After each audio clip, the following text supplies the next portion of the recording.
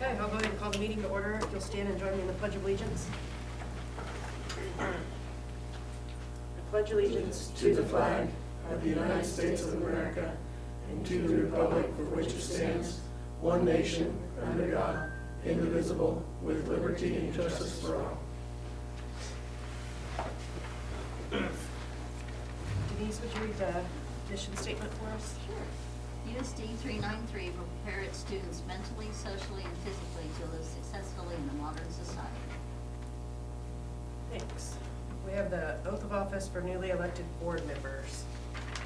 And so we have our two new ones, but also Wade and Denise.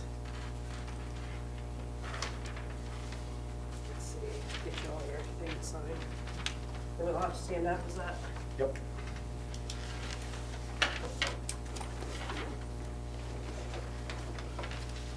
I'll read off yours before I. Okay. Oh, we actually got something to read this time. Well, I know, yeah, last time I made you. Okay, so I, your name, do solemnly swear or affirm. I, Lynetta Heller, do solemnly swear or affirm. They all have to do it They individually. all or got do to it do, together? yeah, the first part. Okay, so the first part, go ahead. I, Robert Vandy Creek. There you go. I, Wade D. Walker, I, Denise Miller, Okay, do solemnly swear or affirm Affirm that I will support the Constitution of the United States and and the the Constitution of the State of Kansas, and faithfully discharge the duties of USD 393, District 1, Division 4. District 1, District 1. So help me God. So help me God. That was about as great as last year. That was smooth. That's all right. Thanks, guys. Prepare us a little You bit. can sign those You and then. can't get out of it that easy by just messing up the oath, sorry. We'll do it again next month. That was just practice, yeah. Welcome aboard, everybody. Yeah. And thank you, thank you, thank you, thank you.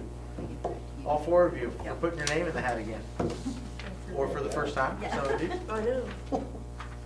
Guess Brad, I'll stick with it Do too. you need this back? Or Yeah, I'll take it back.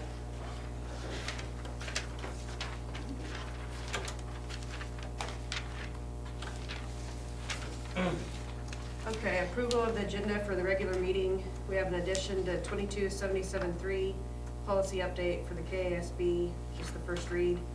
And then we're removing 2296, negotiations executive session. I'll make a motion to approve the agenda as presented. I'll second. It's been moved and seconded to approve the agenda with the changes. All in favor, raise your right hand. Motion carries. Student presentations, board member recognition. And that's my fault. That's the reason why we usually meet, and I didn't get a chance to meet with everybody. There's not a student presentation, but it's a Board of Education presentation for you guys. And so in front of you are pullovers, and for, you get paid, so you get rich doing this job, as they say.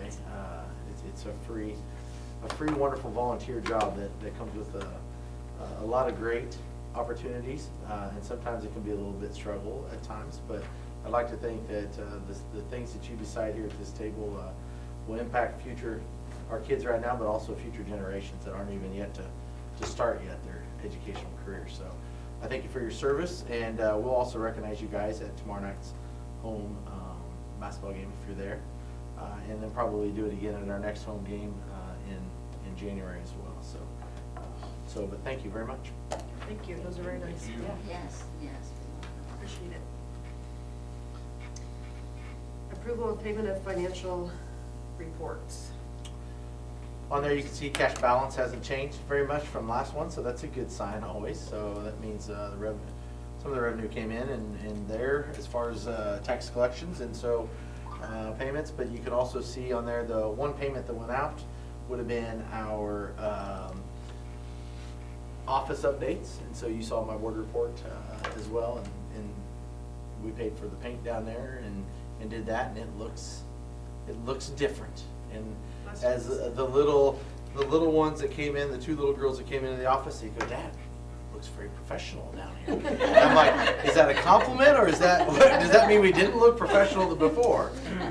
But they did a great job. The carpet layers and Mr. Dooley and his painting crew did a great job. And so stop down and look at it, and definitely an update since Definitely 19. an update. What was the carpet? Carpet was in The, 80s? It was the April before the flood of '93. So there you go. And then you have the original walls with the wood wall, with the paneling walls from the 50s is in there. So, and they've all been painted and updated. It looks really nice. It looks really, Yeah. I just walk in the morning and go, is this really ours? It's like, wow. Yep. So anyways, That's awesome. so that payment was in there too, if you didn't see it. So, yep. I told Mr. McCauley I'd start wearing a tie. Does anybody have any questions on any of those? Or anything else to point out?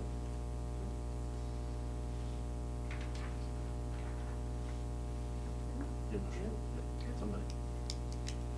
All right, I'll make a motion to approve the payments as presented. Second that. It's been moved and seconded to approve the payment of the financial reports. All in favor, raise your right hand. Motion carries. Consent agenda, A, the approval of the minutes from December 13th to 2021. Yep. And B, approve the updated substitute list with one additional person from last month. And I'm wondering if I dropped it in there today. It is in there, okay, I was good. gonna say, One I in thought I there if saw. it's the right one. Okay, I saw it the is, sub it is. list. I couldn't remember if I did or not, so it's my fault. Okay.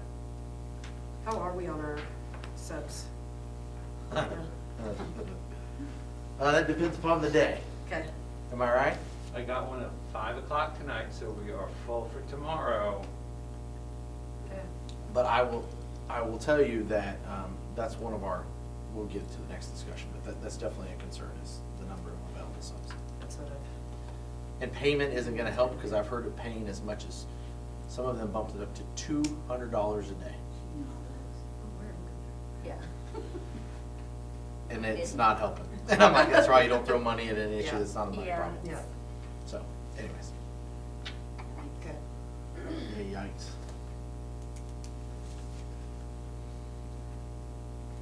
I'll move we approve that.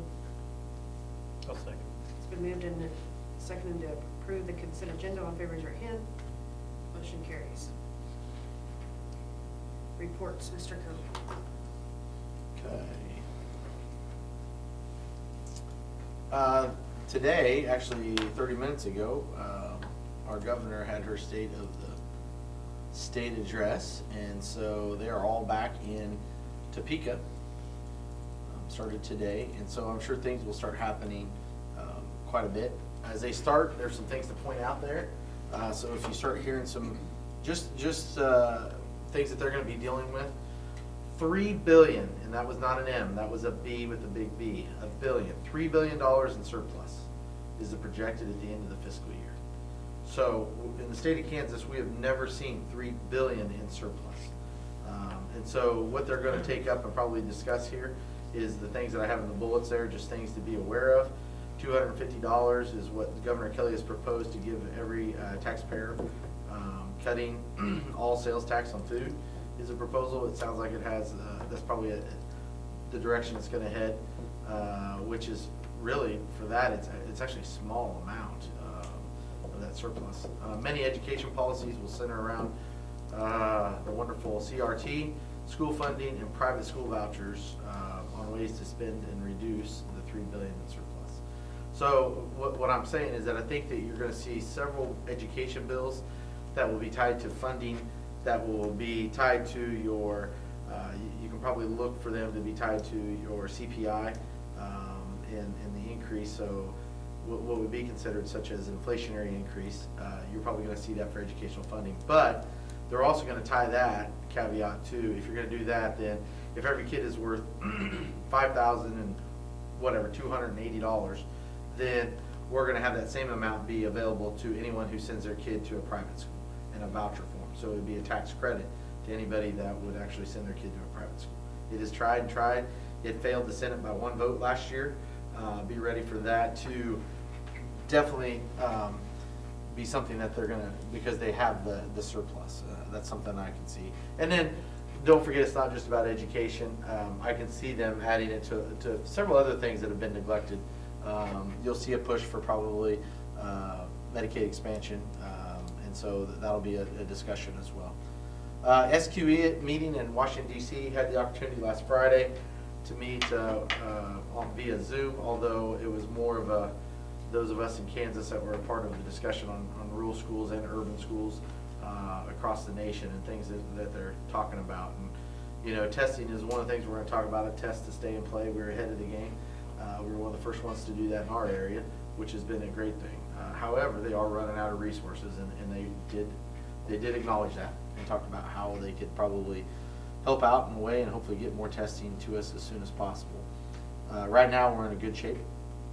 And those are the ones that they talked about and really spent a lot of time talking about the trauma and the trauma that our kids are going through mentally, and making sure that we really address the trauma of what the pandemic has caused our children, and understand that we keep kids in school, and which is what we have fortunately been able to do all along. Just interesting to see, I call it was sort of a Broadway show via Zoom, because everything was definitely very scripted and very planned of everybody that was on the Zoom, of course.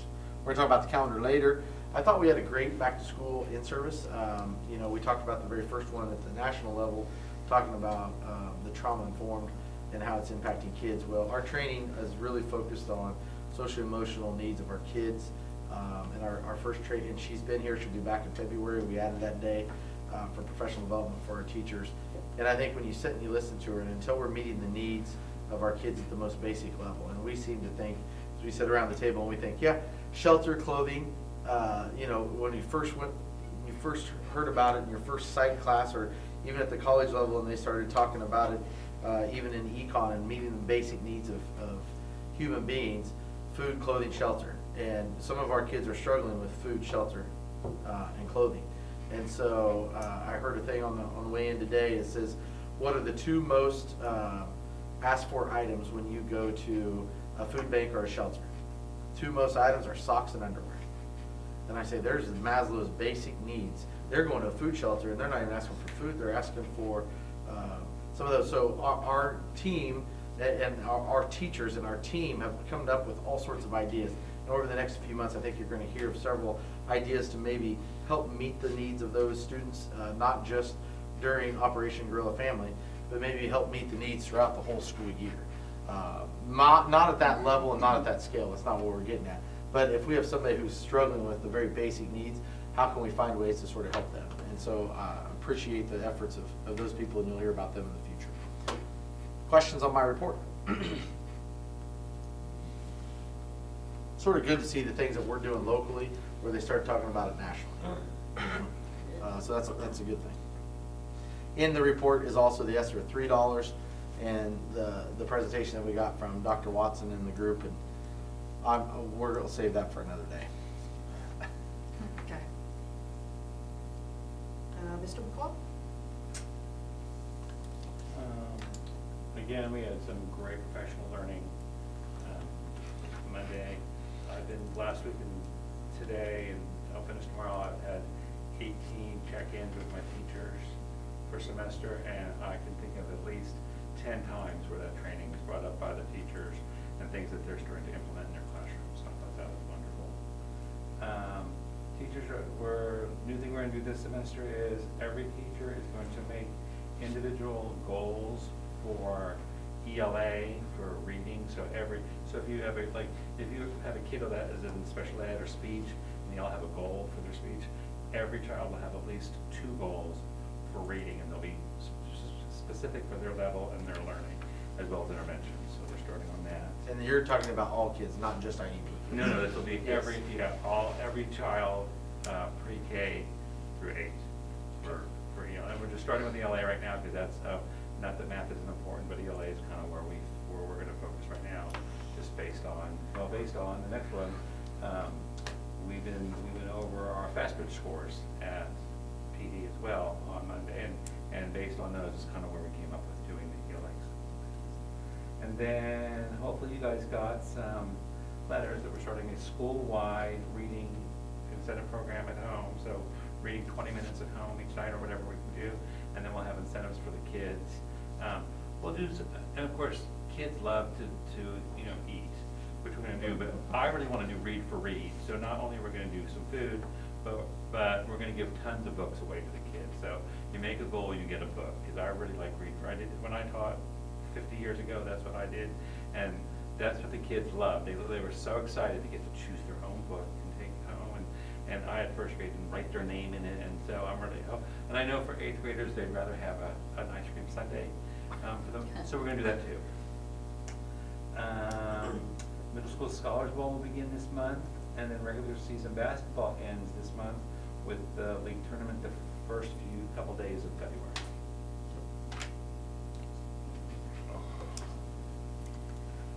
Mr. Lund? Echo the same things on the in-service. A few things from the high school building side. With our building meeting, we talked about some different things with our incentive for third quarter. One thing we're gonna do a little different, we've done incentives before based on grades. This year or this quarter, we're gonna base it on missing work. So regardless of what the grade is, it's gonna be based on number of missing assignments. If they have, below whatever the threshold, I believe we said 10 overall for all their classes, then they would be allowed to participate. If they had more than that, they kind of hit home on the missing assignment concepts, which some of the kids seem to struggle with. We also staff talked a little bit about wanting to look at the hat hood policy, changing on that. And then of course, like always, every faculty meeting, we always discuss cell phone use. It just circle back every single time. All of our mid-year reviews were done before break. Formal evaluation for our veteran staff is this month, and then our newer staff will have their second formal evaluation in February. I felt really good on the snow day. We discussed the calendar, and I feel very, very good about where we're at for our district compared to any year since I've been here. I'll just say that, like, we seem to be well ahead schedule for scheduling, and I feel really good about that. It's not why we called the snow day, though. Oh, Okay. But it was a good use for us. well, we got a couple other things I gotta cover. I'm sure they wouldn't mind. There's a couple other things I got a lot done that day. But on the athletic side, bowling's officially begun. We've changed a little bit with there no longer being the bowling alley in Abilene, so now we're gonna go over to Salina. So things are a little bit different. We start a little bit earlier at 2 o'clock on our meet days, just so we can get out of, being cordial for them, allowing us to be using that, their alley. And so our first meet is scheduled for January 13th for our home meet. Several other student of the month for this month is Hayden Rsvp. And then upcoming, if you look at those different things, we scheduled some different things. Do you remember before the break, we had Kenton Gawa, and that's rescheduled for February 7th. And then center is a pickup game for our girls because Peabody girls don't have that, so that's girls only on the 14th. And then it was wrong on the calendar. It said the 14th we played Harrington, but we actually played them on the 15th. So that was just a calendar mistake on my part. Scholars Bowl was canceled. Scholars Bowl was Postponed. postponed until the 20th because of an outbreak in Peabody.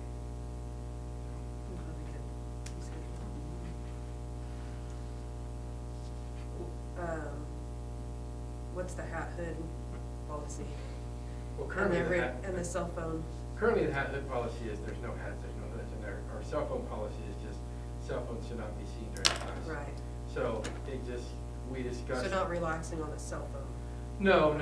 We just talked about the importance of that, and then, like I said, the staff kind of thought maybe I would, maybe, me and the policy is maybe a little, that's what they say, old school, or need to get up with the times on that because, they try to point out that, people wear hats all the time inside, and it's not like it used to be, and. Doesn't make it right. Exactly. You walk through the door of my house, you're gonna take it off. No, I'm with you. like Not I everybody said. stands for the flag salute anymore, it doesn't make it right. Well, Yeah. trust me, If they don't learn that here, then if they're not gonna learn it at home, then they should learn it here. So you can go back and tell them the board's position. Remember, don't kill the messenger. Exactly. No, Then you just go back and tell them and say, well, I'm not going back there again. Message heard loud and clear. Anything else? But cell phone, you're not laxing cell phone. No. That's not what they were wanting. That was No. All we were talking about was cell phone. I was just reiterating them why that's important. And so I was just pointing out, like, here are some reasons why we don't want to allow this.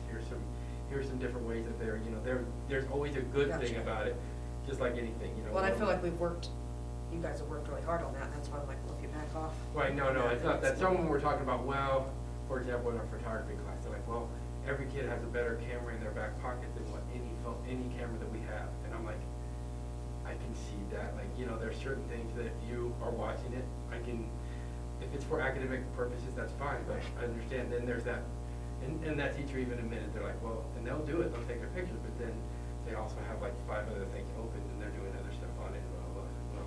You just can't- That's where we can't explain. stop. Yeah, that's where we explain, well, there's other things we can do, and if there's other resources you need, we can get you those, so make sure they have that. And we talked about ear pods, Yep. why that, you think it's a good thing, but then you realize, how many years ago, that was 4, 5, 6 years ago, whatever it was, we had an issue with it, as far as they can go in and record the lesson and then just replay it in their ear and take the test. Smart, what we did, the technology was ahead of us, because we're not, so then that's the other reason why it's those things that you don't think about. But if they do that, and then they have a question later on, the teacher's not around, so how are they gonna ask that question? I meant They during should pay test time. attention during class. Yeah, no doubt, yeah.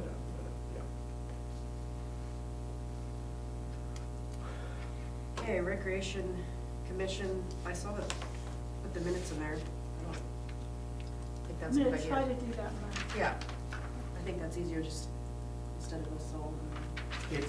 Except I know Liz really likes giving the report. I think that, Not to take away from Linda's report, but I will try. no, because this is remember, this is gonna be a month behind. Yeah, it is a month. Right. So if something comes up, I think Liz could say if Still. there's anything major that they talked about the month or whatever. They were gonna do something to the dugouts or something like that. Did I read that? Oh, the covers, okay. We could move benches and stuff too. They've got the covers on the Big field. little Little diamond, field, but they don't have them. Big The field. wind took it, not this last windstorm, but what was it, Liz, last spring, Yeah. and then took it and bent it all the heck, so they need to replace the big diamond. When they say the bleachers, is that this one or the one on the little one? They're removing the old bleachers on the little field, and we're looking at getting some, we're having a rep come out to give us a bid on a new set of bleachers on the little field and possibly what we could do with the big field. Okay. But for sure the little field, for sure, because the other ones are, Yeah, they're not very safe. Okay, so what are you talking about? So when you say possibly the big field, I'm intrigued by that. What do you mean by that? just looking at what options we have if we would choose, because we've had brought up, about that people can go through them and this and that, and so just kind of, since we have a rep coming out, we might as well at least talk to them and find out what options we have available. And the benches in the dugout, I think, too, Mhm. because they're falling apart. Yep. Yeah, Sweet. thank you. Okay, technology was also in there. Anything you wanted to point out on that? Or anybody have any questions?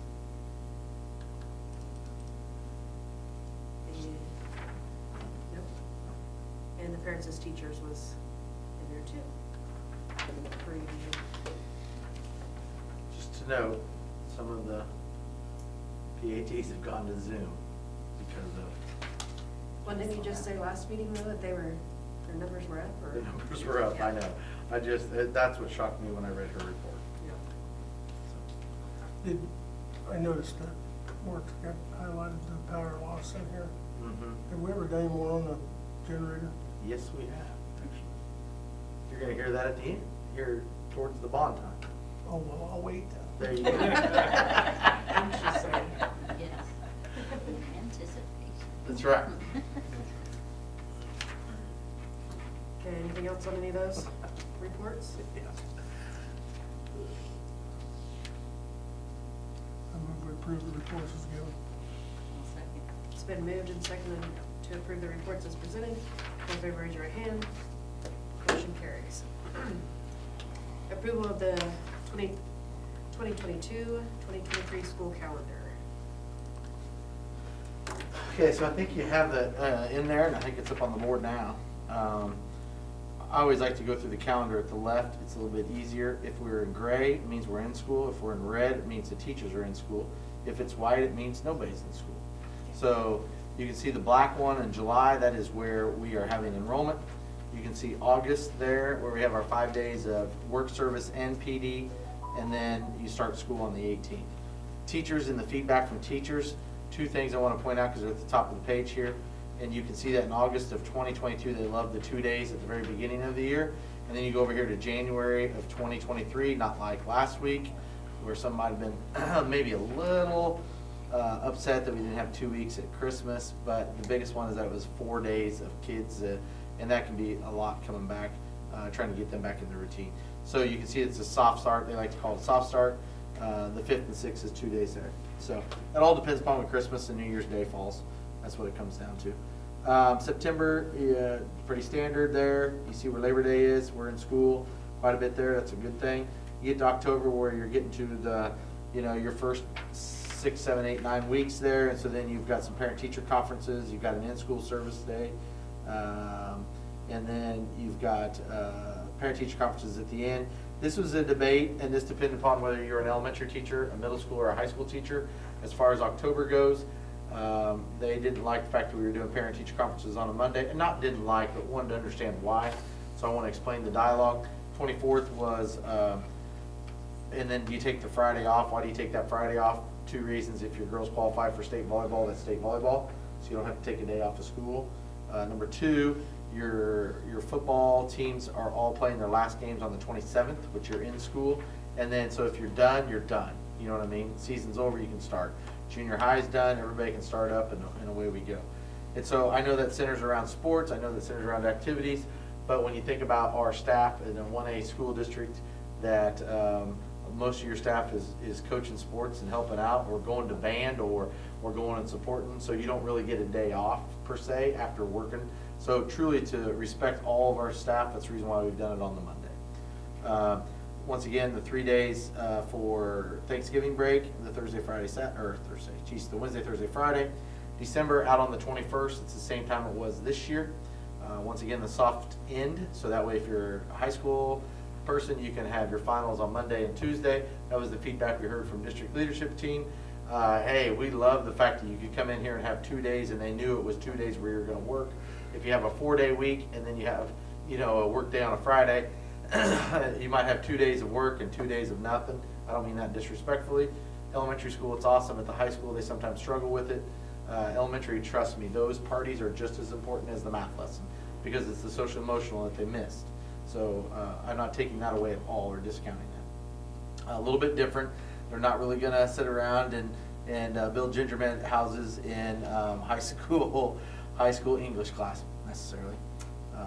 And then you go to January, you see Martin Luther King on the 16th. February, a little bit different there. February is to where we're having on the 16th in February is parent-teacher conferences. So your day off, that is the Thursday, Friday.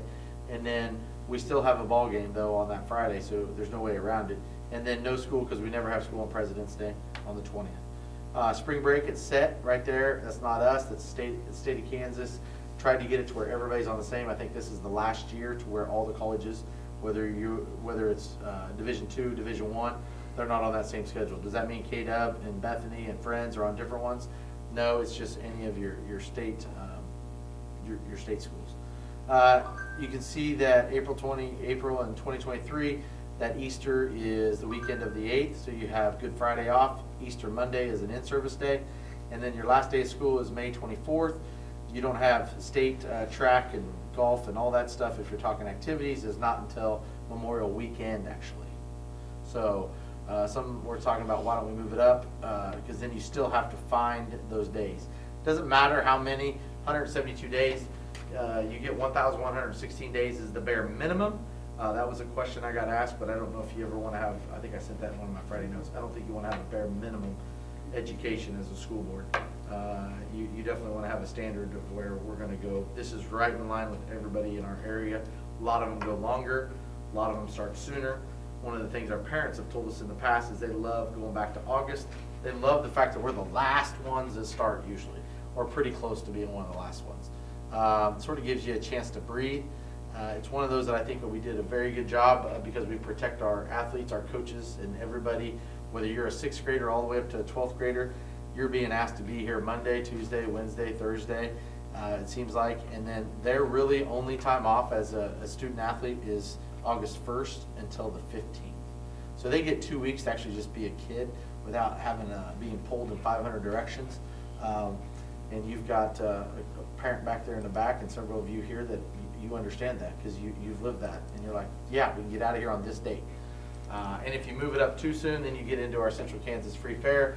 And Fair Week is a little bit hectic in Dickinson County. So I know some of our county schools tried to do that this year. Let's just say it wasn't very successful. So I think they heard a little bit of feedback on that. So anyways, that's the calendar. Did I forget anything from the feedback, administrators? Something I don't want to leave out a comment. Teachers, did I leave out anything? I just want to clarify Sure. something for May. Mhm. It says on the schedule says Oh, 5/25 teacher workday checkout day. Dang it. But on the actual calendar it says. Should be the 24th, thank you. Yeah, it'll be the 24th. Yep. Yep, 24th.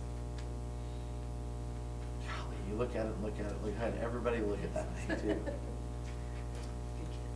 Good catch, yeah. I'm gonna play dumb too. It's okay. October October. 1 on a Friday, and then you got October 1 on Saturday. Oh my gosh, it should be a Saturday. Because September's on the 30th. I didn't change it from last year. Good call, good call. The sad thing is I've had other people look at this. and it's You passed, that was your First test. time There in you go. That's why we get the big. I emailed him, told him to say Cashing that. out right now. Perfect. Thank you, guys.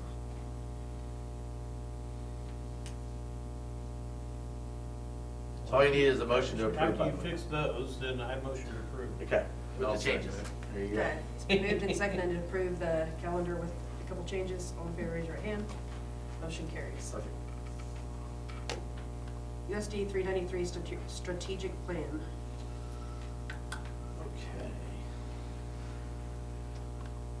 Well, let me get to the good news. Today was the day that, I think I have it in there. Need to open it up.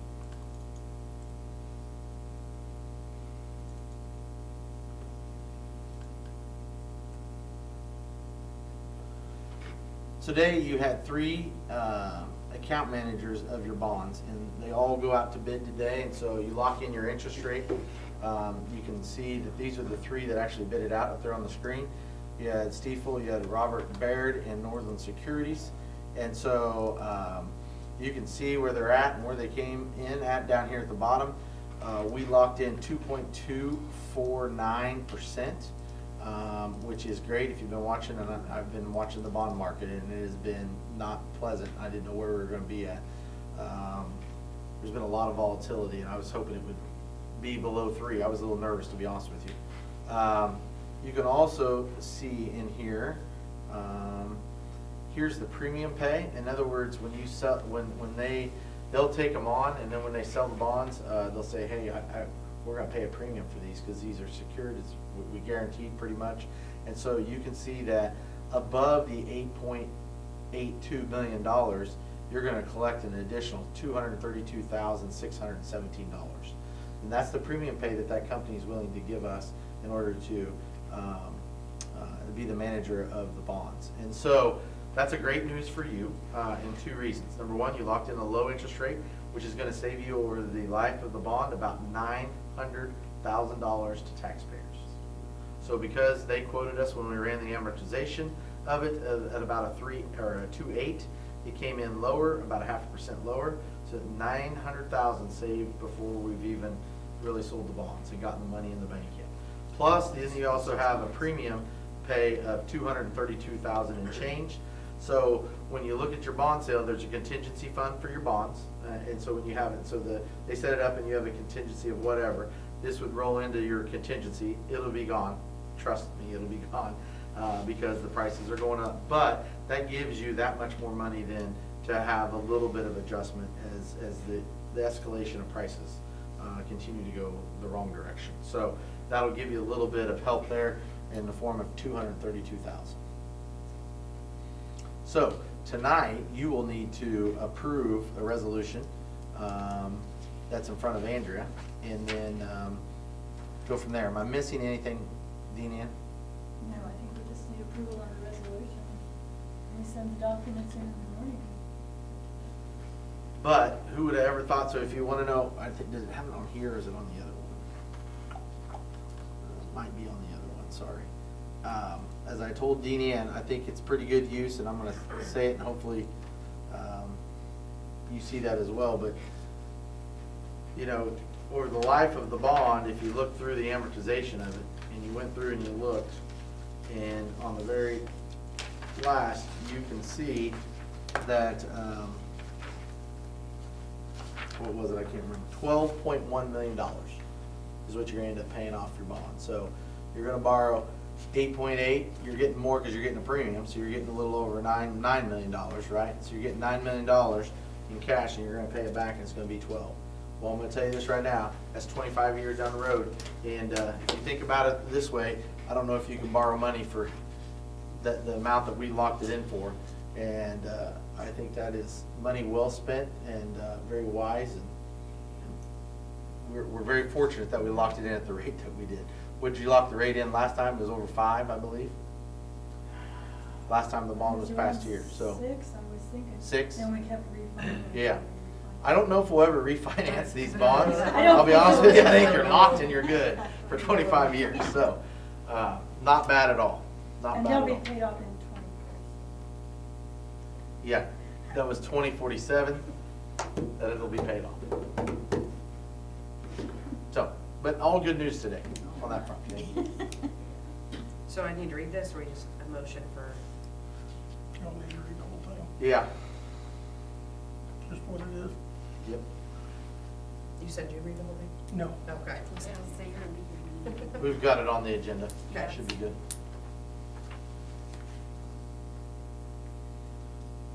But you do need a motion. A motion. I would make the motion that we pass the resolution number, whatever it is, Oh. authorizing and directing the issuance, sale, and delivery of general obligation bonds. I'll second. It's been moved and seconded to approve the resolution authorizing and directing the sale of GOE loans. What's that? And it doesn't have a number on it, I don't know why, but it doesn't. All in favor, raise your right hand. Motion carries. HTK feedback and update. Okay, we're very fortunate. I've said that a lot. And I don't think we realize how fortunate we are to work with some people that come into our lives. But here's Maria. Last night, on Friday night, I'm going to Elyria Christian to go to the ball game. And she calls me and says, hey, let's talk real quick. Okay, not a problem. She's driving to pick up a prescription. She's talking bond. I get there, and then she draws something up on paper and sends it to me, and I'm like, no, that's not what I was talking about. And so then I take out a program from Elyria Christian and my wonderful artistic ability, which every art teacher would make fun of me, and then she comes and has it redone, and it looks amazing. So she's always thinking, she's always going, she's always listening. Dean Ann and I made the comment, I'm amazed, I don't know what Andrew is in that group and what she thinks, but I'm amazed at their ability to listen and then to make the change in the way that everybody has communicated and verbalized what they really want in the classroom. It just amazed me. And that includes when you have the whole pre-K 1 in here voicing their opinions. And there might have been a few opinions running around in there. She doesn't miss much. Doesn't miss Sure. much. Nope. She doesn't. So this, what you're looking at right now, we're going to go through and like I said, it's not finalized. January 31st, they'll be back out and they're going to go through everything again. And we're going to get to prices now. Okay, and so then it gets to, okay, can we afford it? Can we do this? Can we do that? Right now, it's trying to not go too elaborate, but yet making it something that we're listening and putting the things in there that everybody's talking about. So the very first thing you're looking at here is a pre-K and kindergarten room. And after several conversations with them, you can see how they've set it up there. How they've set it up here as far as the cubicles will look something like this with your storage up above, and then the kids' cubicles will be here. This is what the wall of the teacher workstation looks. They'll have all this storage. They'll have windows, and they'll have a sink and a mirror, of course, for them. And then you can see the bathrooms, and it's a shared bathroom, so that way you can have two toilets. And then the same thing with your kindergarten, where you have, this one just has a changing table because you're talking 3 and 4 year olds. That's the reason why you see that in there. And all the sinks are on the outside because kids will need to wash their hands, not just when they're in the bathroom, but at other times. And so they wanted the sinks on the outside. You can also see in here that you have, in the kindergarten classroom, it doesn't take up as much space because you don't have the changing table. The operable wall, that's been a discussion. They have put it in there. This one's at 20 feet, and the other one's at 17 feet, just like we have the accordion dividers right now. It's been a discussion. It's in there right now. We'll find out the cost when it comes down to it at the very end. They gave them several options. Sorry. There was also, oops, sorry about that. I'm going too fast. They gave them options on where you wanted the bathrooms. Do you want them at the end? Do you want them at the beginning? Where do you want them at? I don't know if we really decided. I think they decided at the other end, not at the opening when you first come in the come into the room. And you have a bathroom right there. You want it at the other end. And so I think that's where they're at. This was just an option that they were giving them there. Okay, going to the first grade through fourth grade. Now first grade will look a little bit different because they want the operable wall, and so does second grade now. So these are all things that have changed even since that meeting. But they will go to not first grade. First grade will not have lockers, correct? Right. First grade will have cubbies, but second, third, and fourth will all have lockers. They don't lock. There's no combination. It's just open and shut.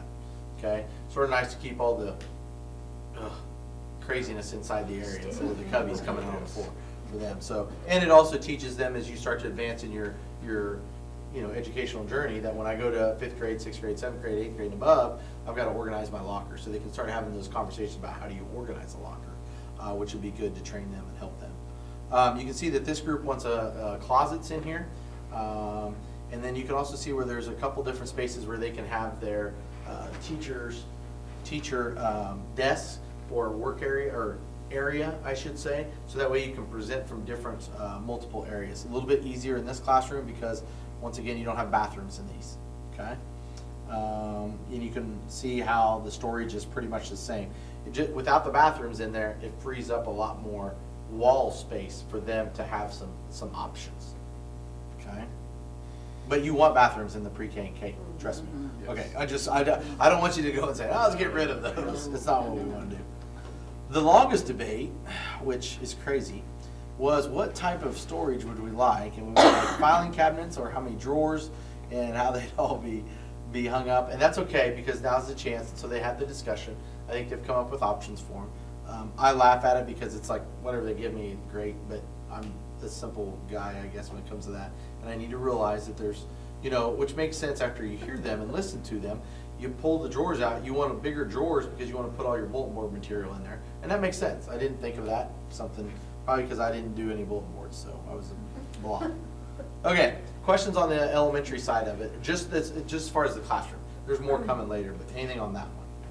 Okay, so we'll go to the commons and the addition. And so generator, perfect transition.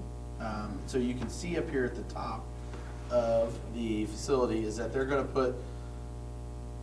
putting the hookups and everything. Gosh darn it. She's so much better at it. Okay? She'll put they're gonna put the hookups and everything built into this area to where eventually we can hook up. And they had an electrical engineer here that day actually, and him and Mark started geeking out over the generator and having conversations on how big and where to put it and whether it's propane or diesel or whatever. And I'm like, so they went and started looking at everything else. So they're definitely looking at how they can to get it to that spot so that way it's available.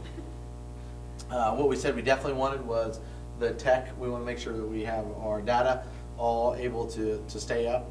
We want to make sure that we have the lights in this area, AC, and then the restrooms, and then obviously a tornado shelter area available. So do we need the whole thing? No, we don't necessarily need the whole thing, but we do need our data because we did find out during the windstorm that if the power outage lasts for longer than 1 hour, which we were longer than an hour, our phones are now done because our battery backups only last an hour. So then that's what really hurt us during the windstorm. So great that it was only a windstorm. Great that it wasn't a flood or a tornado or a fire or anything like that. So we learned all sorts of things during that time. Okay, you can see in here, we'll get to the kitchen as far as what the kitchen looks like, but this is the setup of it. One of the things that they did find out, and it's amazing how fast they go. These are load-bearing walls, of course, and so you can see that they've got some flexible seating here. These will actually be bar tops with bar chairs. that'll go around the columns, and so that'll make it seating in there. They'll take out, the windows will stay up above, if you think about the circle. Those windows are gonna stay there, basically where the TVs are now, down the commons. Everything from the TVs and up will stay, everything from the TVs and below will all come out, and then you'll see this little bar area seating. You have storage here. I think our class pictures are over there right now, so we'll move those somewhere else. And then you'll see there's two little windows down there in the commons on both sides over there by the vending machine, and then over here underneath the old TV in the corner. Those will actually be our walk-through areas for the main population to go to the kitchen or return and come out. You can see the seating over here. They will have to redo concessions because you're redoing this area and it's not ADA compliant.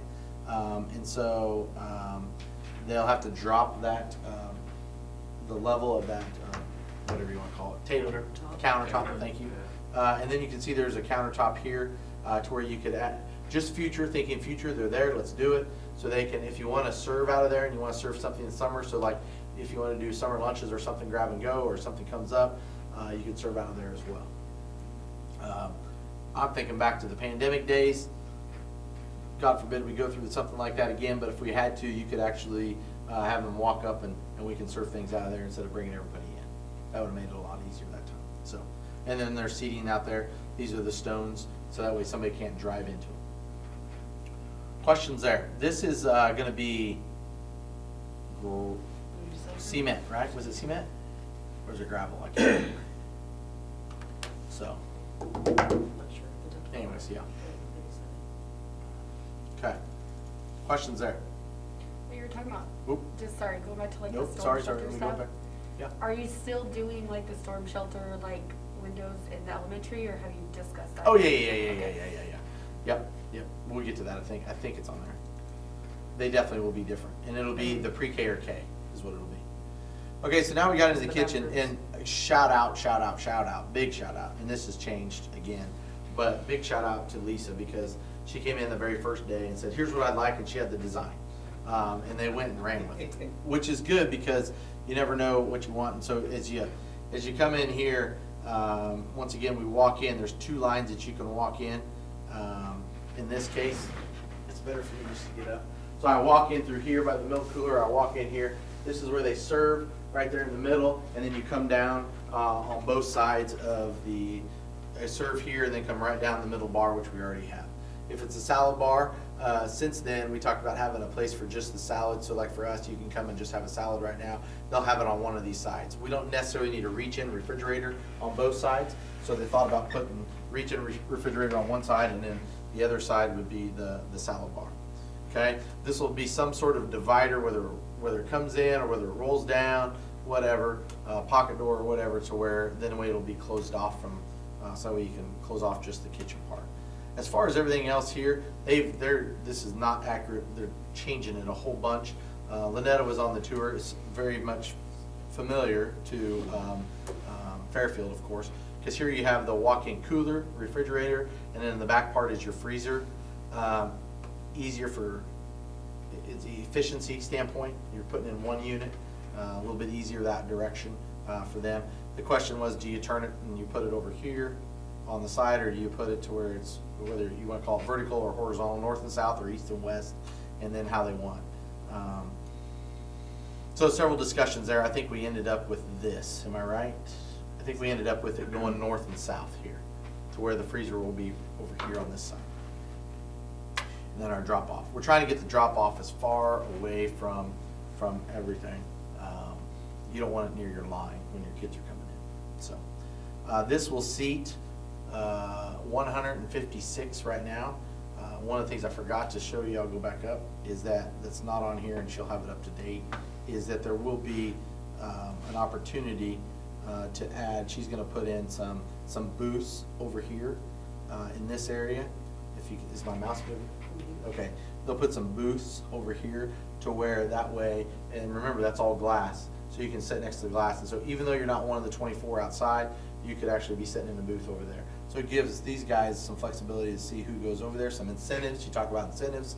Well, heck, if I'm a junior high kid, if I can keep my behaviors up and I can sit outside, that's a huge incentive in spring or fall or whenever. Or even like a day like today when it really wasn't that bad outside. So There will be some booths there. Questions on the kitchen? There's all sorts of stuff, all the other technical stuff. They've got all the bells and whistles you can think of. Anything on the kitchen? So delivery door for Right here. stuff? So you gotta walk clear through the kitchen and get to the freezer or refrigerator? Yeah.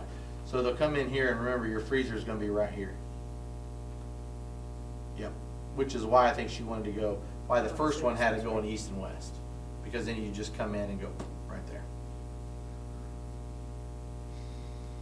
But like she says, once you pull stuff out of those refrigerators, that's not the main one. That's like where you'll still have your big Sub-Zero double door one that you'll still have your stuff that you use all the time. This would just be for your storage in the refrigerator part of it. And she said once you pull that stuff out, you're pretty much going for the day.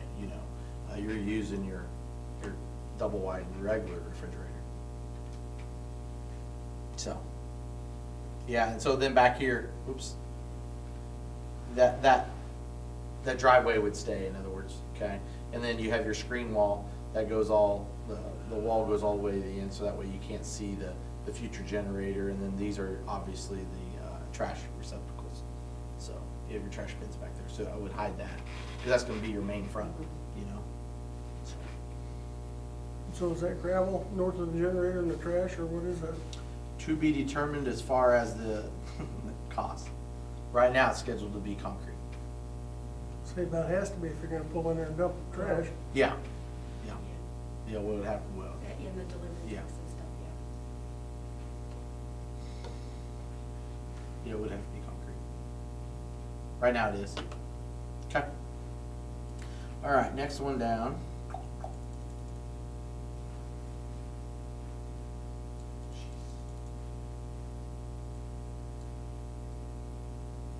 Oh, this is the one, this is the shop.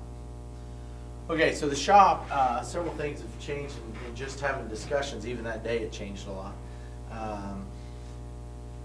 First thing is the new entryway as you go down that hallway. So visualize in your head as you're going down by the old band room and the STEM room, and you go down that little corridor, and you're going through, and then there's that set of double doors that leads to the outside and really goes to the back of the shop. That will be the new entry to the shop. So you will not enter off of the stage. And so it'll be up there, which isn't bad. This is where you go to the gym, so you can see a relation to, like, here's where you go to the junior high gym. And so it'll be up here on the ramp. And as you walk in, there's lockers on the north side here. I think he wants 20 now. That was one of the changes. I think he wants 20 or 28, actually. This is a table right now. That'll just be a built-in table for a work area. Where this stuff is, this is just placeholders. That doesn't mean that's what it's going to be. They just put placeholders so that way different things and changing things. But they'll definitely have work tables, 4 work tables with drop-down cords and reel cords up throughout. There's your chain hoist that will stay. The discussion is, where does the office go for supervision and so on and so forth. You can notice this little dotted line here. This is a load-bearing wall. And so that load-bearing wall, to remove it and put in a brand new steel beam, a little pricey. So they said, hey, if we can save that or whatever, let's do something different. So their solution was to make this an indoor garage door, see-through glass, and so it can roll up, so your classroom can become a part of your shop can become a part of your classroom. Not a bad, they've done it in several areas, and so I thought that was very good. You can also notice how there's a corridor now, so it'll go over here to the band room. So the band people will be able to just go out the door, right in our corridor hallway, and then across the stage and onto the rest, junior high or high school or wherever, okay? So that'll be nice. Will it be completely tied together and merged together with a hallway? No, they'll still have to go outside, but it'll be a canopy, okay? So you know the distance, but it'll be just straight across. Those doors will be across from each other, and so they'll literally just walk outside and right in. So that'll help. And these doors right here, currently where I'm scrolling, that is just plywooded up, and there are windows behind there. So that whole, if you go and you drive by the school and you see all that brown, and it's just plywood painted brown, and that's covering up the windows that are still there on both sides. So they'll take them back and they'll put some windows in there for natural light, but they just covered them up. I don't know the story behind it. It doesn't matter, it's in the past. So don't rehash. All right, so the debate was, where does the office door go, or the offices go? So the offices in here, and they talked about what would you like in the office. So when you're in FFA, you got FFA jackets, you've got some other storage and some other items. And so they'll have a place for some of those storages. Tool room here, paint room here, and then one of the things I really like is the fact that they're gonna put a mezzanine up above that to where you can have another work area, you can store lumber up there, you can do some other things, a small mechanic, small engine workshop or something like that. So that way we're gonna utilize the open space up above as well. So I thought that was wise there.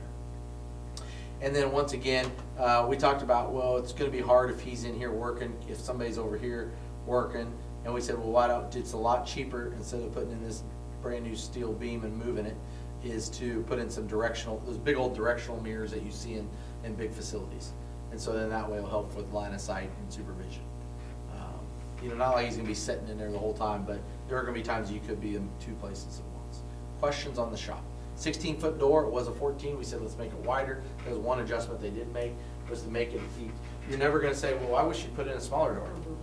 So we said, let's put in a bigger door just in case, allow you to get some bigger equipment in and out if possible, or if you need be. Thoughts there? And there will be a slab out front here.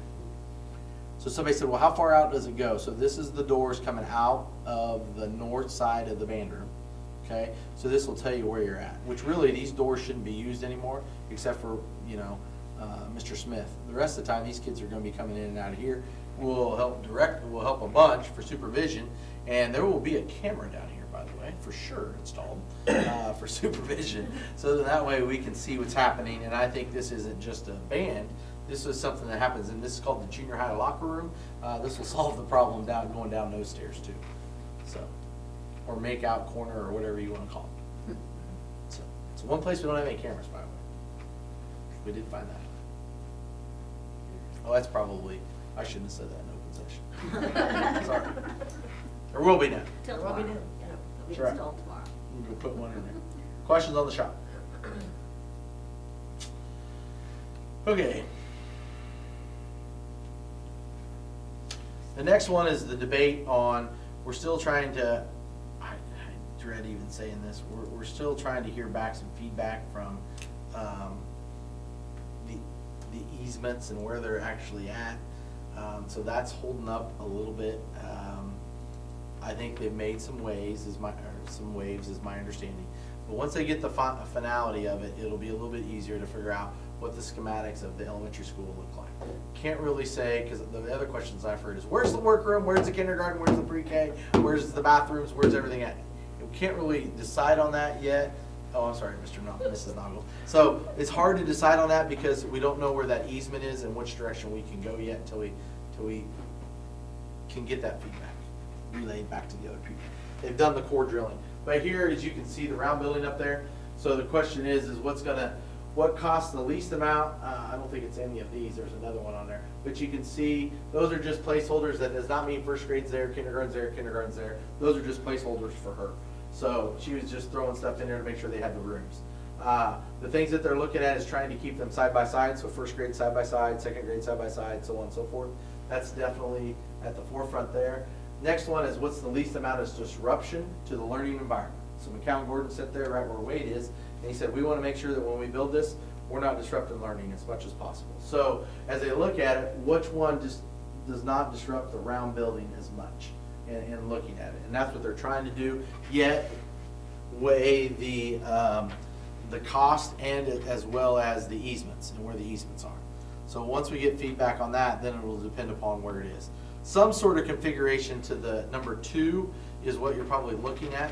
The teachers, and no one saw this because once you see this, everybody's gonna go, oh, the kindergarten's in the middle, it's right there, the pre-K's over there. No, that doesn't mean it's where it's at. Once again, just placeholders, okay? But this is the least amount they tell us to build. It will cost the least because there's not as much outside walls. So outside walls are the most expensive to build. And so I really liked, as we go back up, as first as thing I saw, I was like, man, I love this one right here the best. Or this one, because future expansion, as 25 years down the road, when we're now at 450 enrollment, you gotta be, if there is an option, if we do have to expand, where do we add those classrooms? So we wanna make sure we have availability on the ends or somewhere else for future board members or future decision makers to where it's easy. Right now, there's nothing easy about adding on to that round building. So where do we find that at? That's why I really like this one, but they said that'll cost the most because of all the outside walls that are there. They said any time that there's a jagged movement, it's gonna cost more. So, but sometimes it's just inevitable. Okay. Yeah, so like this was one that they showed us and we started talking about it in just the small group and we just said, hey, we don't want bathrooms right next to the kindergarten classroom as they're coming in and out. So you started having those discussions and she's like, remember, just placeholders. And that's like, okay. So, but we did have those discussions. But what we are gonna try to do, I will give you a sneak preview, is to try to have the pre-K and K in the corner of the building a little bit, so that way they can have their own, they're gonna have their own separate playground area, but we sort of want them to where they have their own access in and out, a little bit easier than tracking all the way through everything. That doesn't mean you put fourth grade right beside them. Then you would start, however the design lays out with the easements would depend upon then where you start with kindergarten, pre-K, and then roll everybody else around. So. And then once again, looking at this space and then looking at the restrooms, I think they're gonna start here on the restrooms in the summertime, it sounds like, if possible, and try to remodel the restrooms down there in the middle school. Possibly, they're like, yeah, we can do it, and then they said, oh, we may not be able to get lockers in time. You just don't know what material's not there sometimes. And they said, maybe it'll be there in a month, but right now, the lead time on getting lockers in is just terrible, and that's what the lockers will look like. It's a locker room, and then the offices, and trying to think how we're gonna restructure this area. And I think when we restructure this area, I think we might be able to utilize maybe some COVID money and some ESSER dollars, to be honest with you. And we'll get into that in further months down the road. Questions? Whew! Andrea, what did I miss? You didn't miss much. But I wasn't as cool with the clicker as they were. They were moving and. She has a helper though, you can She go to does have assistant. that. She does have She looks over there like one of you're supposed to be the clicker. that. Or any, You'd be a good assistant. what else from, Dean Ann's on that committee, on the final committee, where they said, or, you know, I know Mrs. Noggle was in the meetings with the first grade and kindergarten and pre-K. Any questions or any other feedback? That's where we're at. January 31st, they'll be back out and we'll get costs figured to it. Track done yet? Good thing I put my mask on. No, but I will tell you I got the update, and I think I sent that to you. Yeah, right? so I saw the Okay. update. So he gives me a weekly update. They got it all moved out. As I pulled in this morning, the semi was in the middle parking lot waiting at like a little before 7. He finally turned around and went back to the football field. So anyway, so they got it all hauled out of there. They've been cutting rebar all last week in the freezing cold. So when those they were out there cutting all the rebar for the track. So they're headed there. Closer, closer. Anything else on that front? That's sort of the update though. But nothing final, like I said, once we get the costs in February board meeting, you're gonna hear a lot more of there won't be as much changing. So, because we even looked at changing this space, that's what her and I were looking at as far as at Elyria, was do we make this a glass wall? And she said, don't say the word glass wall. That's expensive. So I said, she goes, if you want to do some big old windows, great. And making this a hallway to where you could use that as have your offices here, have this big area all open. Those two things won't be there at all. And then you would have another area for trainings, for pull-outs, for sort of a little bit of everything for over there, which is something we don't have that here. So, but I think that could be paid for with a little bit of COVID money because you're looking at closing the gap and most at-risk kids that you might be serving. So. Okay, sorry. I tried to go fast, but yet thorough. Cool. That's good.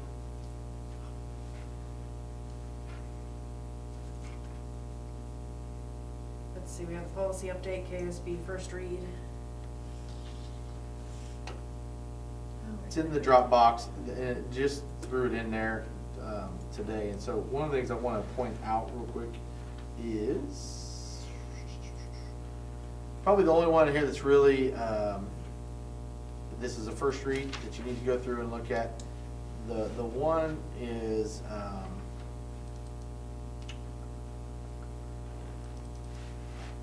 where's it at down here? Which I think is a good thing. So 2A, performance-based credits. This policy amendment provides that the board may allow graduation credit to be awarded to students for integrated academic or career and technical-based education coursework. Also, the current policy language was edited to clarify the test-out procedures. So right now, you have the ability as the Board of Education to say, if I'll use construction geometry, you already allow that if I can get a credit for career and tech ed, and I can also get a math credit right now, correct? They're in two different pathways. But you also have the ability that if somebody decides to go over and do technical writing over at Salina Area Tech, you can always grant that. It just puts it in the policy. You've always had that opportunity to do that, but now it puts it in the policy because you're seeing more and more of it. So they wanted to make sure you've always had that option because you're the Board of Education, but now it puts it in a policy to where KSB is standing behind it a little bit more because you're seeing a lot more, and then updating how you can test out of a class. That's probably the only one in there that I would say is maybe a little unusual. The other ones is just pretty much just language updates, or the other one is if somebody, the one you're seeing on other school districts is the form on there, and that is in order for them to come in and ask for curriculum, there's a new form and material, and what are you wanting, how long, and so if somebody says I want to review the book in the library or whatever, this is the form they fill out. So it's just updating that as we start to go down the road of some of the school districts that you've seen across our country that are challenging curriculum and things that are in the classroom. So this just allows you, you can look at it. Of course you can. You got to give us a little bit of time, and here's how you reasonably request those things. All good things to protect you as a board. First read, you do not approve it, can't approve it because it is a policy change. It's things that you need to think about, look at. That's why it's just a quick one today. And then if you want to make changes or not adopt anything, you can do it at your next board meeting.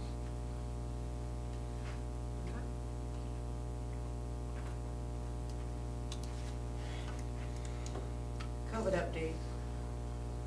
Yeah, I know. Let's start with this one, which changed even since I posted this. So, I went down to the grocery store today, and I had my mask on, and that got everybody asking, well, why are you wearing a mask? Well, as you can see, the 3 administrators are wearing them. We just sent an email out to everybody today and just said, hey, you can wear a mask if you want, and we're going to start wearing them because we want our kids to feel like they can wear them and not feel like, ashamed because they don't wear them, if that makes sense. Because we've got several that wear them, but we also have several that don't. And I think as we go through this, there's going to be times where there's an uptick, and you may ask your public, maybe it's up to you. You can always put in a mask mandate if that's what you want to do. That's up to you guys as the Board of Education. Or you can also say, hey, there's an uptick, and you may want to put the mask on for those that cannot be vaccinated or those that choose not to be vaccinated. And some of them may say, well, I'm not going to do either, and that's quite all right too. But I think we need to communicate because we're getting back to that. We're up to 5. It's not a lot. I know you're like, wow, but we've had none for so long. I think we've become a little bit, we've sort of fallen off and just realized that, it's just nothing. And then now all of a sudden we have 5 today. Well, 5 today, and we had somebody that came into school today, and then, they had it, and we may have somebody tomorrow. I mean, it's just what it is. And I think you're going to see an uptick with the Omicron variant. There's no doubt. Does that mean that I think we shut school down? Absolutely not. We keep going as long as we have staff that are able to teach kids and provide a quality education. We're going to keep going. So you can see on our cases there, active cases 4, active modified quarantine exclusions, meaning besides the 4, how many others are in the testing protocols right now? So right now you really have 4 at home because they have it, and you have 4 that are testing, so you have 8 total. That doesn't mean that those 4 have it. It just means there's another 4. It just worked out that it was, like last week you saw it was 1 and 3, okay? And then total positive cases, we've had 38 since the start of school.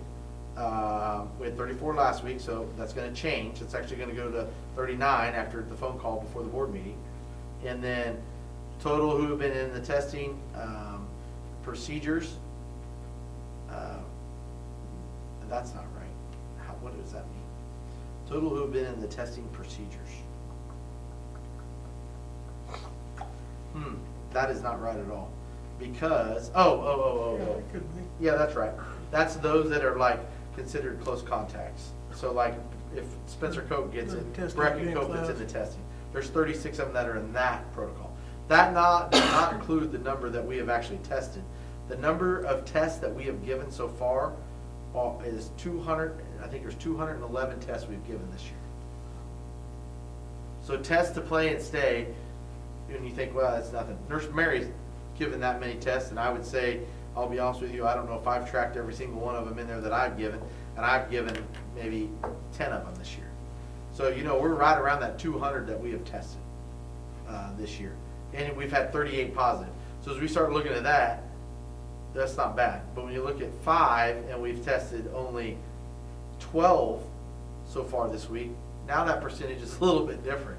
38 out of the 200 that we've tested, now you're like, that's no big deal. But that's the whole year. So that's the reason why I said we're seeing a little bit of an uptick. I do think it's here. I think we're probably going to see a little bit more of it. The good news is some of the things that you're going to talk about next are going to give you some options to possibly manage that uptick a little bit. Questions as it relates to the numbers?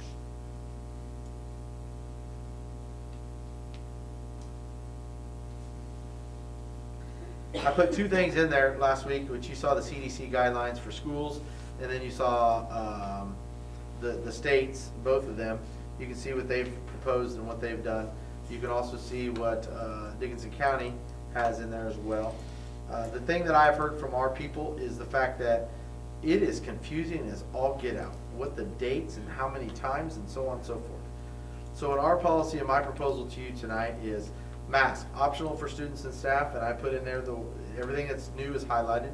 I put in there strongly encouraged, or encouraged. It doesn't say strongly encouraged, it just says encouraged for you to wear it. And I think we communicate that and just say there's an uptick and just tell them to use common sense a little bit. The biggest common sense is that, just like the phone call before the board meeting, if you're not feeling good, or your kid's not felt good the last couple of days, quit sending your kid to school. I mean, that goes back to the old flu days. You know, it's real simple. Just don't send your kid so nobody else gets it. That would help a lot too. The biggest changes here is a positive case. The positive case is changed to where you now isolate, not quarantine. That's different because of the Omicron. If it is isolate, that is CDC means that you stay away from everybody in your family. You isolate for 5 days. You don't eat with them. You don't do anything with them. You're completely isolated for 5 days. When those symptoms subside, or 5 days, so if they subside the next day, you can't come back. It's got to be a minimum of 5 days. But I can have symptoms on day 8, you still stay home. So if you have any symptoms, but a minimum of 5 days, then you would come in and you would mask for 5 more. Or until the 10 days is up, if that makes sense. The only thing that they ask is that you don't eat in the same room because you don't know. So that makes sense. We do have our COVID room. It's already set up, so they would eat in that room. And it's completely wiped down every time somebody leaves, so it's completely, probably the most germ-free room we have. Okay, 3 ways to stay, learn, and play. The only updates are, you still have the 4 options, but this is whether it's non-school or school exposure. Wear a mask if positive with COVID previously. In other words, you know, we've had people who've had COVID. I had it a year ago, and then I just had it. Okay. It's fine. You can. I'm glad you said it. You So can use them if as I've an had it example, it's once fine. and I've had it second, you know, if you've had it once, you can come to school, right? If I'm a close contact, but we still want you to, because you're a close contact, to be in a mask for the next 10 days. Not going to test because you're positive. You've already been positive one time. Just wear a mask for the next 10 days because there's breakthrough. Number 2, if you're vaccinated, you don't have to quarantine. You monitor for symptoms. You still got to show us your vaccination card.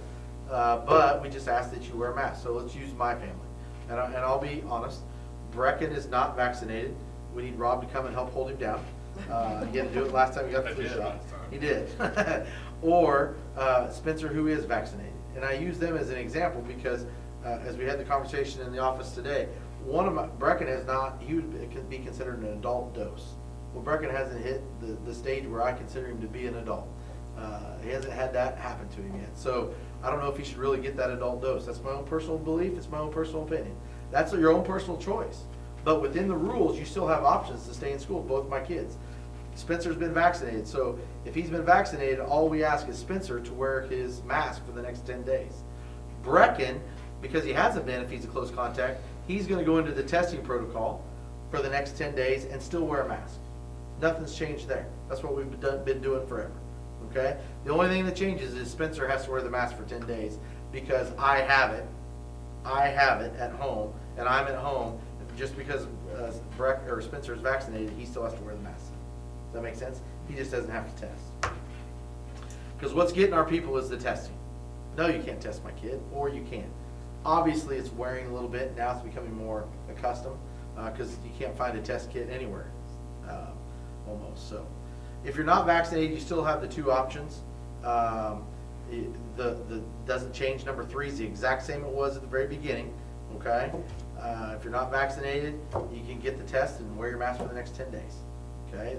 The county allowed us to do 7 school days, but what we have found is that it is really confusing to our people, okay? It's really, really confusing right now, 10 and 7 and 5 and whatever. Now the other one is that the 5 days, if you're not vaccinated and you don't want to test, that means you stay at home and you isolate for 5 days. You can come back to school after 5 days because that's what the CDC recommends. You've already said you're not going to test, so you have to wear a mask at school for the next 5 days. We're back to that 10 number again, okay? However, you can't play sports, and you can't do it with band, and you can't have activities because you're not vaccinated, and you chose not to do the testing. So you can't opt out of something that's a little bit easier for the rest of them. Somebody opted into the testing and is going to wear their mask for 10 days. So that's the variance on the 2 there and the difference. Questions?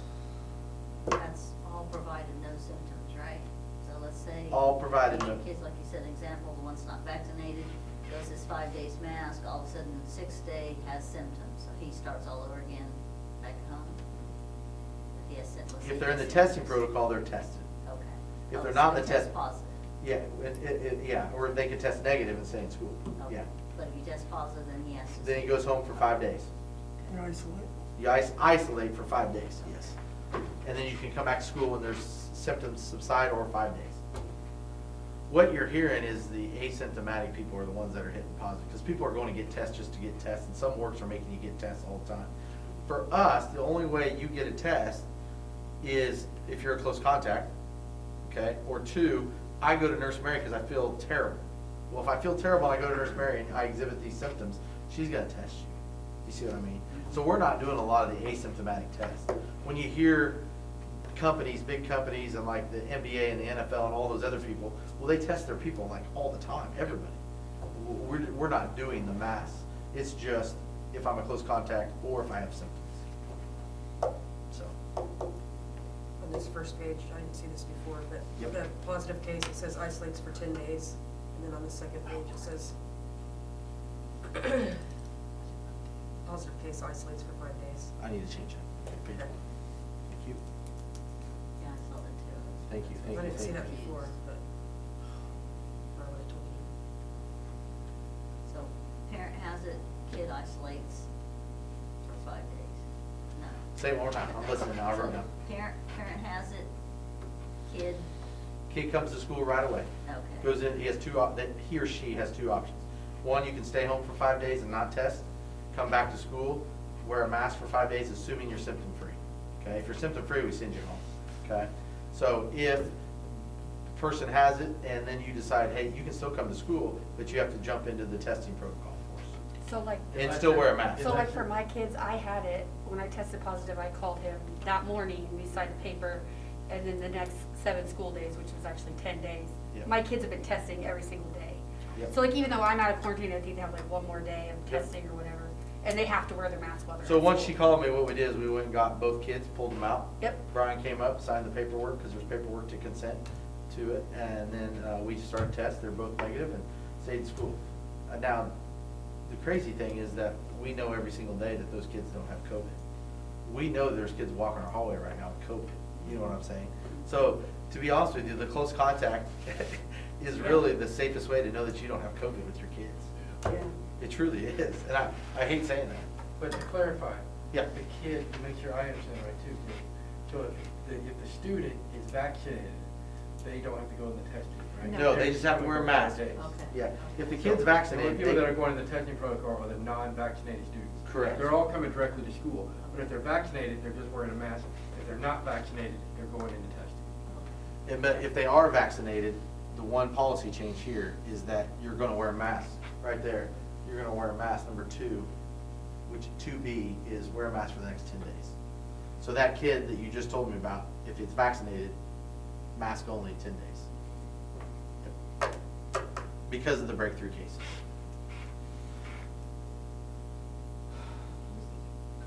And if you wanna throw it all out and you wanna make everybody wear a mask, you can do that too.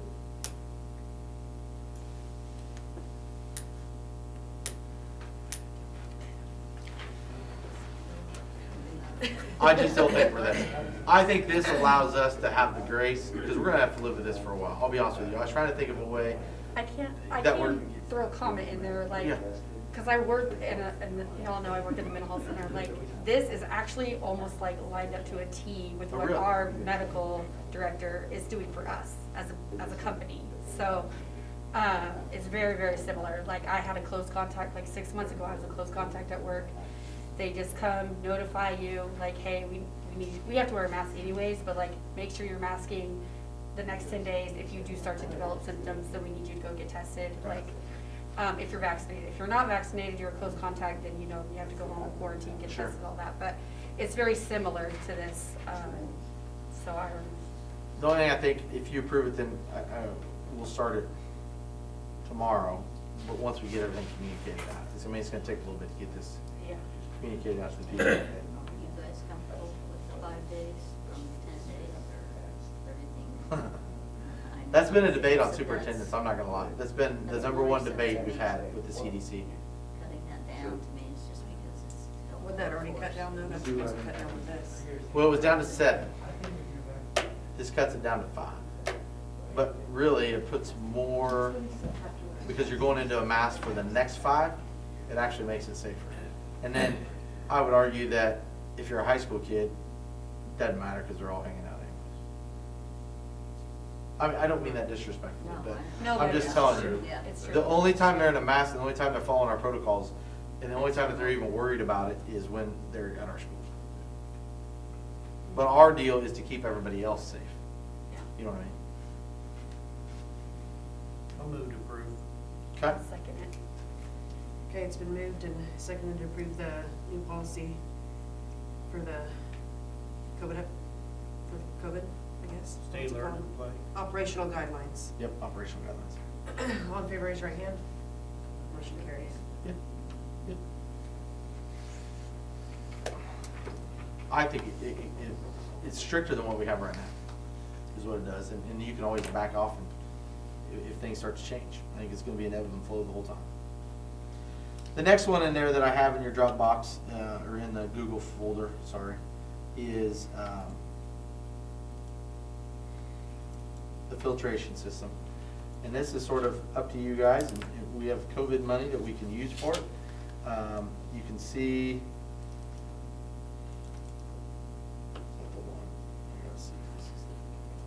Yeah. So we had a company come out and look at it.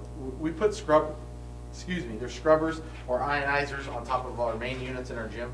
So they came out and they looked at on all our high school and our gymnasium. So they came out and we were actually in Liz's class, and we went to Liz's class, we went to the gymnasium, we went to the elementary school, tested in about 3 locations as well as the bathroom, and you can see the results of those.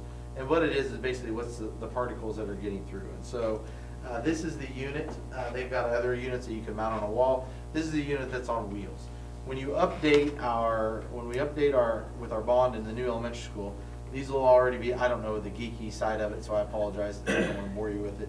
But anyways, in order to zap it and to try to turn the air over and basically scrub the air, that's why you call them scrubbers. So it scrubs the air and makes it a clean air. So these will do a 1,000-foot room, which is every single one of our classrooms. maybe even a little less, and we'll do it 10 times in an hour. So we'll scrub it 10 times in an hour and send it back. We have clean air compared to most schools. I'm gonna tell you, it shocked the person to death. The first time, before we even went and did the testing, she's like, it'll probably be about $150,000. And I'm like, okay, well, then we ain't doing this. So as I started, $150,000 per goal. $150,000 to put in Oh, all get the it units. done. Yeah, I'm like, okay, yeah, sure. But then we started doing it, and it really, the stuff that we put on was a lot nicer. This will A help. lot less than $150,000. Yeah, a lot less than 150,000. And by the time, I mean, I had a salesman say, all you really need is 10, and I don't even think you need, I don't even think you need 10. I think you need, and this is for, the filters are good for 5 years. So this is a one-time cost. This is not another cost to buy more filters. They would ship the filters out for the next 5 years. I don't think we need 10, I'm thinking we need 6, and here's what I'm thinking. It would allow you, if you have an uptick in a classroom, right now, these machines can be in, I don't know if it'll be this end of this week or early next week, but what you could do is you could set it between Mrs. Noggle, I could set it between her room to where we have the most, the quality of air in the elementary school is the worst as it is anywhere. We were shocked at actually how good, even though it stunk in Mrs. Krause's room. Stink has nothing to do. Yeah, stink has nothing to do with how clean the area is, really, but the smell of it. So, but the particles weren't as bad as they were in the elementary school. And the 6 will allow you to put it between kindergarten, 1st, 2nd, 3rd, and 4th, okay? And then it gives you 1 to float. So in other words, you put 1, or maybe you go 7 and you put 1 in the pre-K, and then you have 1 to float. So if we see an uptick and we can put it in one of the classrooms where it's the homeroom, because they're moving every 45 minutes anyways in the junior high. And really, the air quality in the junior high was better than what we had thought it would be. The elementary by far the worst. And if all of a sudden we shut down, if we would have to shut down the first grade, like we did with the flu, so I don't want anybody to freak out, like we did with the flu, because maybe we have 5 in the first grade. We could take those units and put them in other classrooms too. So, because they're on wheels, it allows you to move. What's that, say it again? Kindergarten, what are they doing that they're so clean? Do you see their numbers? Kindergarten's like Yeah, how about that? barely over 100. I know. You But think little most of the kids- time, they're about 2,000. So that's the Gotcha. reason why the average is around 2,000 in schools. So we're not in bad shape there. Yeah. Don't have to do it. I'm just throwing it as an option. Mrs. Kirby needs to get some cleaning lessons. No kidding. That was crazy. And that, we pay with this COVID money. It'd be COVID money. This doesn't come out of your general, this would be COVID money. This would actually be ESSER 3 money, which are reimbursable. So, I like the So- idea that, like I told you, that they could float, or if you did Yeah. have. Do we know, are they loud? Like, are they loud? Is it gonna be? we had them plugged in. They're not that, it wasn't bad at all. No. Now, if you have it, there's a low, medium, high, and turbo. If you put it on turbo, I wouldn't want to teach with it. I'll be honest with you. Yeah. But if, It's kind of like if you had an air purifier in your house. yeah, that's all it is. Okay. That's what it reminds me of. So how much would one of those adjust those numbers? Sorry, I'm getting all stuffed up again. No, you're fine. Let me go back to it. Okay, because I can't remember the numbers. What was the gymnasium? Monitor reads. The gym, oh, she didn't put it in there. That's what. Yeah, she didn't even put it in there. The gymnasium was down there in the excellent, which blew me away. I'm like, what? So it was down there around So the 0 to 25. 25, It hit yeah. 50 every once in a while, and I'm like, all right, whatever. Really? So, is it a peace of mind thing a little bit? Yeah, okay, so let's fast forward 4 years. Let's hope we're done with this in 4 years. What does it allow you to do? It allows you, if I do have, even in the elementary school, after you've built the new school and you're in there, it would allow you to put in there, in case there is an uptick in the flu or whatever it is at the time, you could put these units in the classrooms where you see the most absentee. And then, I know it would be after the fact a little bit, but hopefully it would help in cleaning the air and moving it around. Because we've seen that with the flu, like, didn't you Sure. guys have to close the whole class? We closed first grade a few years ago. Yeah. Kindergarten a few years ago, sorry, I always mess that up. Well, the new building, He you should likes have to like- scrubbers already on the new units anyhow, right? Yeah, there'll be scrubbers on the new units, yeah. But then these would be able to float to other areas. Correct. So the warranty's 5 years. 5 years. until it- Well, it's 5 years and then you'll be able to buy filters beyond that. So you Up think to you 6 or guys. 7 is what you, I would go, we don't need 10, I don't think we need 10. Unless you guys want us to get 10, we can get 10. And the other thing is that you can start, and if you see that we need more, we can always buy some more. Haven School District put it in the whole, every single room. But they also have a little bit older buildings and didn't go with the scrubber idea. They went with every classroom, one of these. who was that? Haven School District. Then you've got others that are looking at something like what we have done, where it's just a few where you can move them and make them mobile. And some of them completely did all their HVAC. I'll be honest with you, some of them went and redid all their HVAC right away when COVID hit. Well, you can't get those, it's just taking time now. Did we do anything with ours? We put the scrubbers on them, on the main units, yeah. I move to approve for 5. Or 5, everybody give a 5? 6. 6? Okay.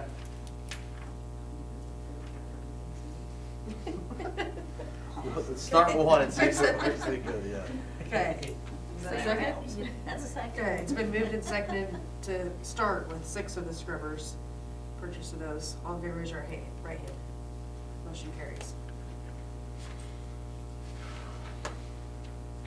Do they come back out then They'll test and it. tell you like an update so you can see if it's, Yep.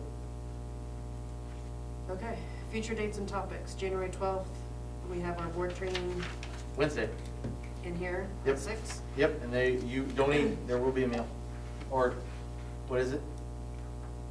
Lisa's fixing soup and sandwiches. Soup and sandwiches. Okay, January 15th, staff dinner, So- RSVP. Yeah, if you have an RSVP, make sure you do that. If you can go, it'll be down in the comments. The culinary arts class is doing it. We postponed it. We postponed it unless you think we need to postpone it again. We postponed it last time because we had, I think, an uptick of 3 or 4 staff members at the time. And if you think we need to postpone it, we can. We just need to know because we need to tell her tomorrow. But if you think let's keep going forward, let's go forward. If you want to wait, let's wait till spring. But I think it's cool to do it at some point. It's good for the culinary arts, and I think it's good just to tell your staff, hey, thanks for all you're doing. What's your recommendation right now? I would probably wait because of perception, because I'll be honest with you, I think our numbers are gonna skyrocket by the end of the week, to be very frank with you. They're not gonna go down. So then now I thought about it, and then the phone calls that I've gotten since, we talked about this earlier today in the office, and I just was like, let's just do it. And then, since we've had 2 just since 2:30, more cases, I don't know. I just don't think you do it, because the last thing you would do is say, yeah, we all had a big old dinner, and now we can't have school for. She hasn't bought all the food and stuff yet. Right. What's that? She hasn't bought all the. The only thing she's bought is lettuce, so I think we're good. She said she can put a hold on everything else, because we asked her today. Does that mean, I want to get it clear though, it doesn't mean that we're not trying to not have it. No. Yeah. No, And then but the it's other one a- is that I know there's gonna be people that are gonna go and socialize and have dinners together, and that's okay. But we're not all gonna be in one setting, everybody at one time. That's the issue. So, okay. So do we need to set another date? What do you wanna do? I think we just wait and sort of talk to her and see on her date and her culinary arts classes and see where maybe the spring works. Okay. Eventually, we may end up having a barbecue outside. I mean, who knows, but something to end the year, might be an end of year. Yeah, it could be an end of year Yeah. thing, yeah. So, okay. Okay, so January 17th, no school, Martin Luther King Day. February 10th and 11th is parent-teacher conferences. February 10th is our next board meeting, which was moved to a Thursday. February 11th, no school. February 18th and 21st, no school. In-service President's Day. I know it sounds like we're not going to school a lot, but we are. It's just, those are all coming on pretty quick. So then we just have an executive session and discuss non-elected personnel.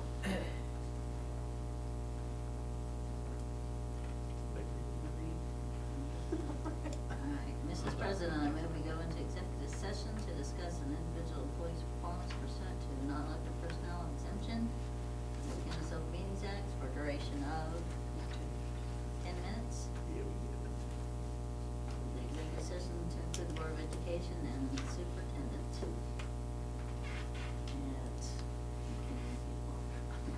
At 8:40? Yeah. Start at 8:40. Yep. And resume at 8:50. Second. Okay.